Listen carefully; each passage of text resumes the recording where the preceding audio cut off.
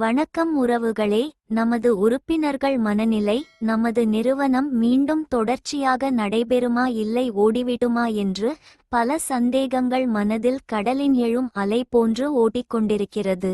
நமது நிறுவனத்தின் அலுவலகங்கள் மற்றும் குடோன் ஆகியவை இன்று வரை மின் கட்டணம் வாடகைகள் நிறுவனம் கொடுத்து கொண்டு இருக்கிறது. ஓடிவிடும் நிறுவனம் எதுக்காக அலுவலகங்கள் மற்றும் குடோன் ஆகியவைகளுக்கு இன்று வரை மின் கட்டணம் வாடகைகள் கொடுக்க வேண்டும்? உறுப்பினர்கள் ஒன்றை மட்டும் புரிந்து கொள்ள வேண்டும். நமது நிறுவனத்தின் நிர்வாக இயக்குனர் கூறியது போல் கம்பெனியின் வேகத்தை வேண்டுமென்றால் குறைக்கலாம், ஒருபோதும் தடுத்து நிறுத்த முடியாது. அனைத்து நிகழ்வுகளும் சட்ட திட்டங்களுக்கு உட்பட்டு நிறுவனம் செய்து கொண்டிருக்கிறது. எனவே உறுப்பினர்கள் நிதானத்துடனும் பொறுமையுடன் செயல்படுங்கள்.